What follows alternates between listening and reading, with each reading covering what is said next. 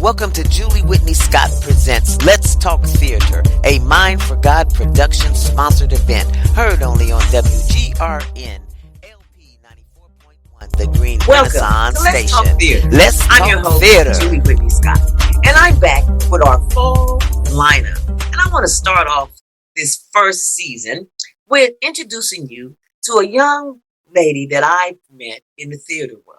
She's working towards every opportunity that she can get so that she can share her talents with the theater community here in Central Ohio. And of course, we know that when you're young like that and you start off, who knows where she'll be 10 years from now? She might be even on New York Broadway.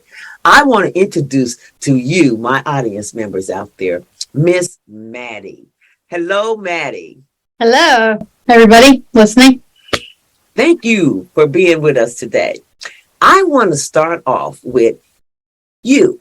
Tell us a little bit about who is Maddy and how, Maddy, did you get involved in the theater world today? I was in third or fourth grade, and just found something to do in school. I was not a social kid. I wanted to push myself out of my boundaries and decided to try something new. We have a junior group at my school. We had a junior group of theater people, and decided to push myself and try something new. And it stuck because third grade to college, I just did theater.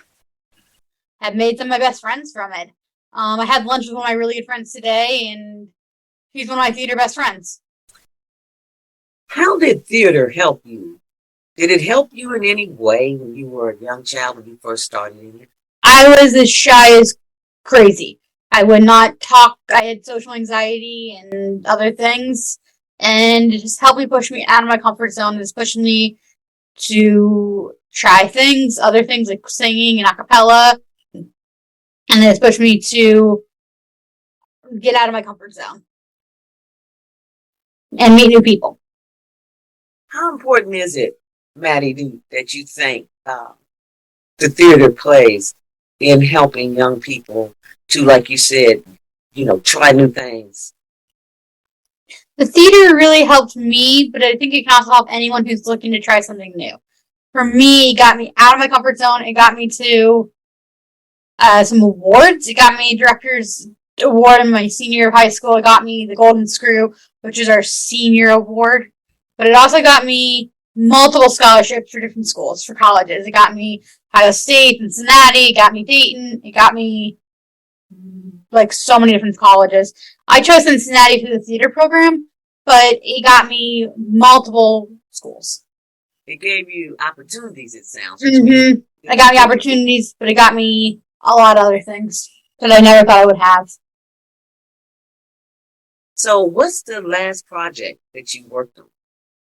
This past summer, in June and July, I went with Worthington and did the show Matilda, which is one of my favorite musicals ever. Well, favorite movie. And I got to work with amazing people who I've worked with before, some of them, and I had a great time with it. Being the youngest, one of the younger people on the set, and it was really fun for me, and it was a great time. What did you do? I was the spotlight. I got to work with the spotlight. So I got to, there was important moments in the show. I got to spotlight everybody who was supposed to be spotlighted. What else have you done, Maddy? I've done sound booths for gallery players, which is JCC.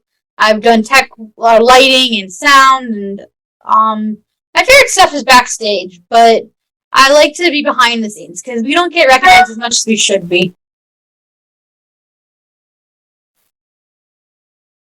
What are your aspirations in regards to theater? Is there, because it sounds like you've done a lot of tech things. Is there anything that you hone in on? Like, is it lights, sound? No, I just like doing whatever I can to help make the show run smooth. I don't have a favorite thing. I mean, my dad has a background in construction, and my boyfriend does too. So I have background in construction too, basically. I have knowledge in construction, so I know how to build sets, I know how to do props, I know how to do a lot of different things. Have you done any of that? I've done a little bit. And so some of the JCC shows a couple years ago, I've done construction on the sets. and in high school too, when we're allowed to use power. Tell us what the name of some of those shows. Greater Tuna. I've done Greater Tuna, my first show ever that I've done. I've done Our Town, Urinetown. There was one of my favorite, Almost Maine. I've done Matilda. I've done, just doing it to count. There's so many. My favorite has to be Matilda because I've worked with some of the kids, and that was like my favorite is working with the kids and being having fun with the kids on set. They were running around and pranking us and having a good time because they were so young, but it was really fun just to see the kids. And there was one kid who really stood out to me. He was only 10, but he had a heart of gold. He was like a standout kid alone, but he also, there were days where I was just breaking down because there was a lot going on in my family behind the scenes, and he was just like a heart of gold. He saw that I was upset or whatever, and he just like came off from me a hug. He was just so kind, and he stood out a lot. Yeah, working together as a team as a bonding thing too. Yeah, it's like a family, isn't it? When you do a show, you become a family when you do a show like Matilda, or when you do 25th Putnam County, when you do 25th Putnam County Spelling Bee, or when you do big shows like that, you become so tight knit. You become a group of people who just love each other. I've done Plaza Suite at JCC, and that was one of my favorites because everyone was so close in age and so close in dynamics. Mm-hmm. So, mm-hmm. What is your favorite thing? Musicals? Dramas? What do you like to do? I like any show that does not include jazz music. Does not include what? Jazz music. Because jazz music puts me to sleep. Even in the car, when we're listening to, I have so many sisters, but when it comes to jazz music, I'm like, no. I'll take anything over jazz. Anything over jazz, it puts you to sleep. Maddie, talk to us about, we talked earlier about you wanting to start to get into the acting field. Talk to us about that. I have been rejected or just not selected for acting because of my looks, because of weight, because of I have ADD, so it's even harder to sometimes stay focused. But people just assume that just because I'm a little bigger and a little more like taller, I don't know, people just reject me from a lot of different parts because I don't have that personality or that dynamic. And that's okay. That's why I like backstage so much, because I've been doing backstage for years and because I have that experience.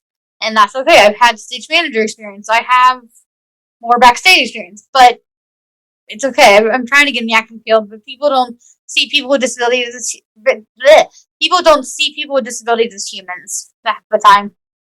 Well, not people. Some people might not cast because of their biases about others. I always try to never say all because it's never really all. What kind of roles have you auditioned for? Because that's where I've auditioned for Cinderella. I've auditioned for Mary Poppins. I've auditioned for a lot of different things that are Disney related because I'm really good with Disney characters. I know how to pull off Disney well because I've been in Disney so much. I've been to Disney World. I've been to Disney like everything. And my room, we're in the process of redoing it. So we're doing Disney theme right now. We're trying to get the Disney theme going. Even my debit card's Disney themed. Have you taken any sort of acting classes to help you or workshops to help you? Because one of the things I know as a producer, that when you're casting, sometimes you have to cast based on what the description of the character is. So you need to, because I act too. So I always look at the character description, not as far as what the weight is or that, but as far as who that person is, how they act. I take a few classes. Do I look the age? Can I fit in that age range? And what happens is sometimes actors will see you. You'll come and audition for one role, but they don't see you in that role, but they may see you in another role. And so I encourage you to continue to audition and not be positive and don't think that it's always going to be like everybody. They're just not going to cast me because I got ADD, or I'm this, or I'm not that. But it's one of those things I think you talked about earlier about getting out of your comfort zone. Is that also another reason why you're adding that acting to it? Yeah, I'm adding acting because I want to try something new and try to see where I fit in and see what I can do out of my comfort zone. I don't really like performing in front of people. I was in choir and a cappella for years, but I just wanted to try something new and see where I can go with it. And performing's always been a struggle for me. I've always hated choir and a cappella, but it's pushing me out of my comfort zone and pushing me to a minimum point of trying something new after high school and through college, is performing the choir in college, and yeah. Well, I can tell you this: I really admire you for always taking that chance to get outside of your comfort zone, because it's really hard to get outside of your comfort zone at times, and because it's a scary place to get out of something. That's why the word comfort means it's secure, it's safe, and it's everything. Yeah. And to get outside of that safety net, it's scary sometimes. So I commend you on trying to find other things that you would like to do in the theater world. So if you had a choice tomorrow, what would you do if you could do it? I would play Annie and Annie, because that's my favorite movie. One of my favorite movies in the world is Annie, and I love I used to have blonde hair as a kid, and I remember just watching Annie on repeat as a little girl and thinking I want to be her one day, and singing on Broadway and going to Broadway for theater tech. And that's been my dream since I was 5 years old, or before 5, right when I started theater. I was really young, so I really wanted to go to Broadway someday for theater and doing something in theater and going to Broadway. When you go to auditions, what do you usually do? Do you bring your own works? Do you pick a monologue to bring, or do you go and just read sides? Because sometimes that helps you too, depending on what monologue you pick. It depends on the audition. If they're asking for a specific monologue, I'll bring one, but depending on what they need, depending on what the audition's for, and depending on what they want.